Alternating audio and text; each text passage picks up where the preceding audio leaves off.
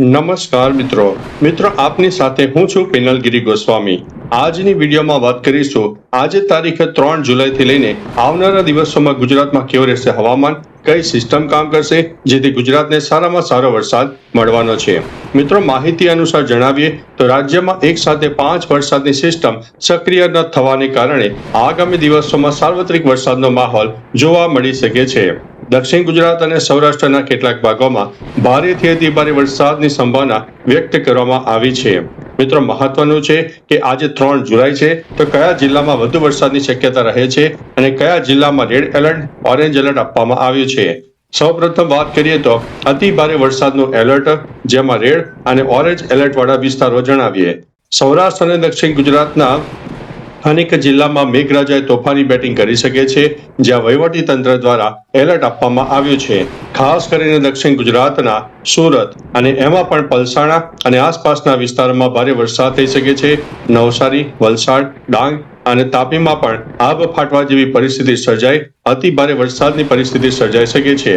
બીજી તરફ સૌરાષ્ટ્રમાં જૂનાગઢ, ખાસ કરીને કેશોદ અને માંગરોળ પંથકમાં, ઉપરાંત ગીર સોમનાથ, અમરેલી અને ભાવનગરમાં પણ અનેક જગ્યાએ જોરદાર વરસાદ થઈ શકે છે।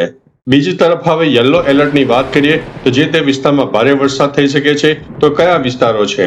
મધ્ય અને ઉત્તર ગુજરાતના અનેક વિસ્તારમાં ગાજવીજ અને તીવ્ર પવન સાથે ભારે વરસાદ થવાની પૂરેપૂરી સંભાવના રહેલી છે। પ્રથમ મધ્ય ગુજરાતની વાત કરીએ તો આણંદ, વડોદરા, ભરૂચ, ખેડા, પંચમહાલ અને અમદાવાદ અને લાંબી રાહ જોયા બાદ ગઈકાલથી વરસાદનો માહોલ શરૂ થઈ ગયો છે અને આજે પણ આ વિસ્તારોમાં વરસાદ ચાલુ રહેશે। સૌરાષ્ટ્રની વાત કરીએ તો રાજકોટ, જામનગર, મોરબી અને દ્વારકાના કેટલાક વિસ્તારોમાં હજુ પણ જોરદાર વરસાદની આગાહી છે। હવે વાત કરીશું હળવો મધ્યમ વરસાદ ક્યાં થઈ શકે છે તો ઉત્તર ગુજરાત અને અન્ય વિસ્તારો, ખાસ કરીને સાબરકાંઠા, બનાસકાંઠા, પાટણ, મહેસાણા અને કચ્છના અનેક જિલ્લાના ભાગોમાં વાદળછાયું વાતાવરણ રહેશે અને ગાજવીજ સાથે હળવો મધ્યમ વરસાદ થઈ શકે છે।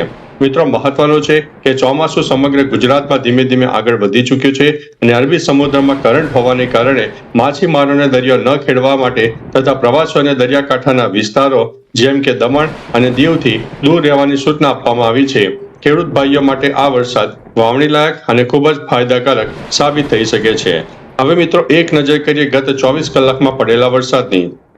છેલ્લા 24 કલાકની વાત કરીએ તો ગઈકાલે સવારના 6 થી આજે સવારના 6 વાગ્યા સુધીમાં ગુજરાતના મોટાભાગના વિસ્તારોમાં મેઘરાજાએ ધમાકેદાર બેટિંગ કરી હતી। ખાસ કરીને દક્ષિણ ગુજરાત અને સૌરાષ્ટ્રમાં સાર્વત્રિક ભારે વરસાદ નોંધાયો છે।